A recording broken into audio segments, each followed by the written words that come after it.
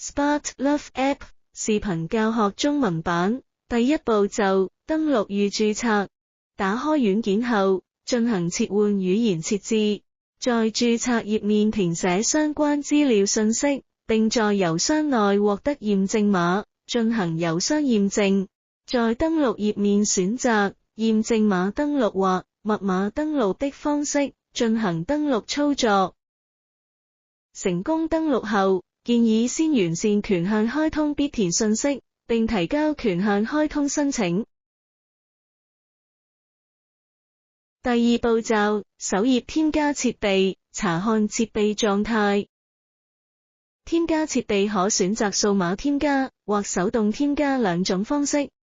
選擇所有設備、在線設備、離線設備的分類方法，或者手動輸入 SN 碼、設備名的操作方法，進行設備查找。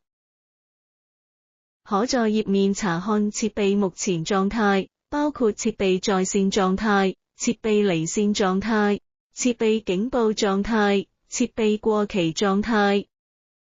點擊設備進入設備參數頁，可在線查看設備參數、服務有效期、續費金額、設備實時狀態情況。點擊設置，點擊修改參數頁，可查看設備參數推薦值，並根據推薦值進行設備參數修改。點擊刪除設備，可進行刪除設備操作。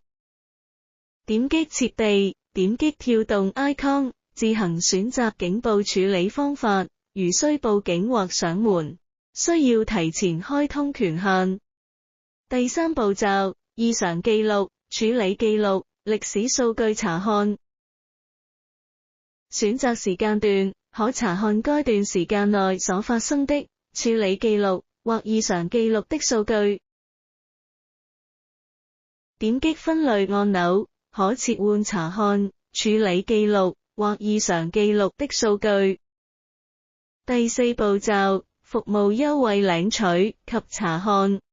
點擊服務，選擇可領取按鈕，切換深圳或香港地區，可領取所選擇地區的服務優惠。點擊服務，選擇可領取按鈕，切換深圳或香港地區，可領取所選擇地區的服務優惠。第五步驟，個人頁面使用。點擊頭像，可選擇拍攝或從相冊選擇的方式更換用戶頭像。點擊權限開通，並選擇需要開通權限類型。點擊編輯個人資料，可在此添加或修改個人信息。點擊編輯使用者信息，可在此添加或修改使用者信息。點擊續費服務，可查看當前賬戶下設備平台服務、服務有效期以及所需續費金額。點擊通用設置，即可進入賬戶管理和操作，包括切換語言、退出登錄、修改密碼、註銷賬號等功能。感謝觀看。